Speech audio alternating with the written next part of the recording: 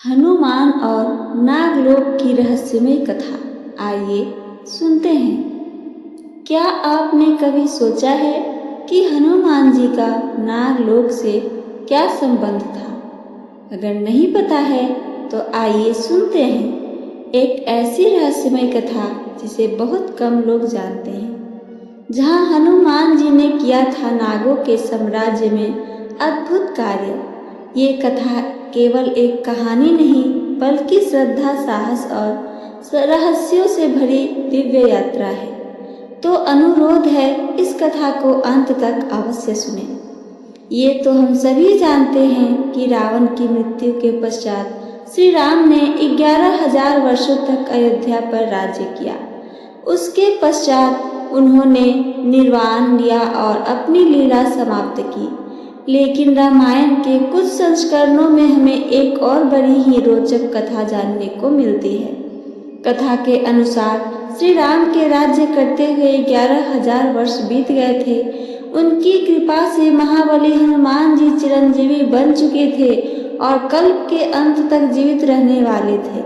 वहीं श्री राम के मुख्य द्वार के रक्षक भी थे। श्री राम द्वारा त्यागे जाने के बाद उन चारों भाइयों में सबसे पहले लक्ष्मण ने अपने शरीर का त्याग किया। लक्ष्मण और देवी सीता के न रहने के कारण श्री राम का मन भी संसार से उचट गया था। इसी कारण उन्होंने अपनी लीला समाप्त करने का निर्णय लिया। मनुष्य रूप में थे तो मृत्यु को अंगीकार करना उनकी लीला का अंतिम चरण था। यही सोचकर उन्होंने यमराज को आमंत्रित किया। यमराज आए तो सही, किंतु जब उन्होंने द्वार पर पवन पुत्र को देखा तो सोच में पड़ गए कि अब श्री राम तक कैसे पहुंचा जाए। हनुमान किसी भी स्थिति में मृत्यु को अपने प्रभु तक पहुंचने नहीं दे सकते थे और उनसे युद्ध कर अंदर जाना किसी के वश की बात नहीं थी। ये बात यमराज ने श्री राम को बताई। जब श्री राम ने ये सुना तो उन्होंने हनुमान जी को बुलाकर बहुत समझाया कि जिसने भी जन्म लिया है उसकी मृत्यु आवश्यक है, अतः वे हठ छोड़े और उन्हें इस संसार का त्याग करने दें।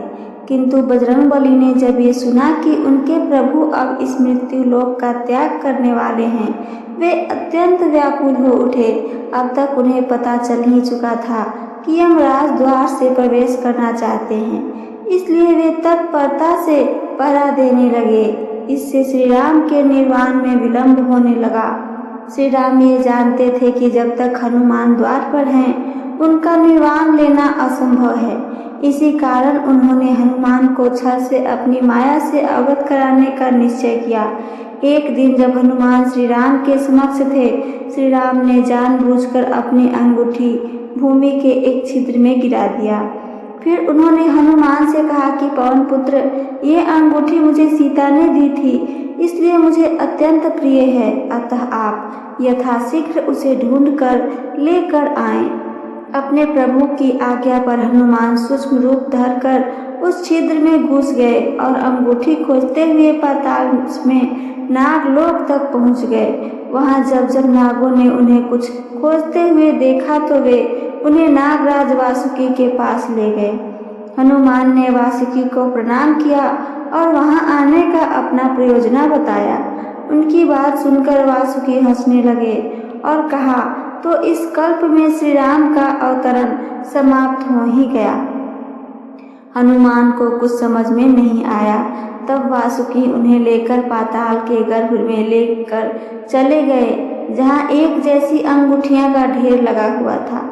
उन्होंने हनुमान से कहा कि श्री राम की अंगूठी ढूंढ लें। हनुमान बड़े परेशान हुए कि अंगूठियों के इस ढेर में वे असली अंगूठी कैसे ढूंढें। फिर उन्होंने पहली अंगूठी उठाई तो उसमें उन्हें श्री राम का चित्र दिखा। वे प्रसन्न हो गए और वापस जाने को मुड़े ही थे कि उनका ध्यान वहां पर अन्य अंगूठियों पर पड़ा। वे ये देखकर आश्चर्यचकित रह गए कि सभी अंगूठियां एक ही जैसी थी और सब में श्री राम का चित्र अंकित था। उन्होंने नागराज वासुकी से इसका रहस्य पूछा।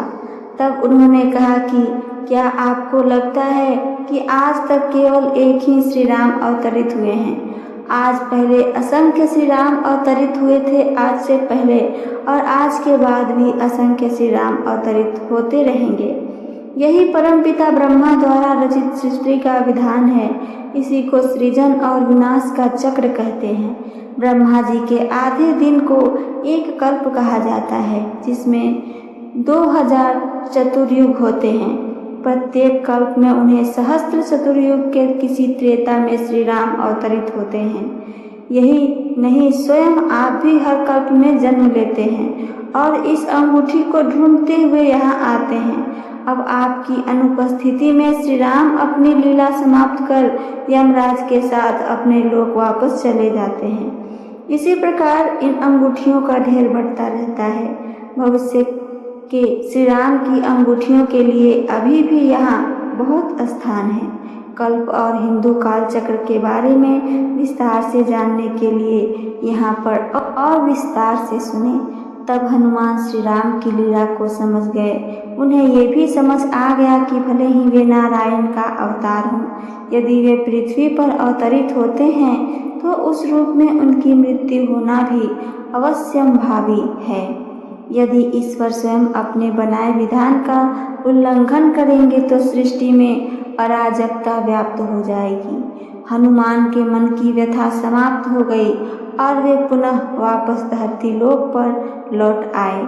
वहां आकर उन्हें पता चला कि श्री राम अपने दोनों भाइयों के साथ निर्वाण ले चुके हैं। साथ ही साथ जिन देवताओं के अंशों ने पृथ्वी पर अवतार लिया था, वे भी पुनः अपने लोक लौट चुके थे। श्री राम के बिना हनुमान को तो वो पृथ्वी अच्छी नहीं लग रही थी, किंतु उन्हें ये समझ आ गया कि कदाचित इसी कारण श्री राम ने उन्हें कल्प के अंत तक जीवित रखने का वरदान दिया था, ताकि वे उनकी कथाओं का प्रचार प्रसार करते रहें। चिरंजीवी हनुमान आज भी इस लोक में उपस्थित हैं और सृष्टि के अंत तक राम की कथा भी उनके साथ उपस्थित रहेगी। तो ये थी मेरी आज की कथा। मेरी कथा आप सबको पसंद आती है तो चैनल को सब्सक्राइब करके बेल आइकन को दबाना ना भूलें।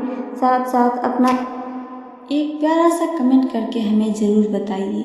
सुनने के लिए धन्यवाद दोस्तों। जय श्री राम, जय जय जय बजरंगबली।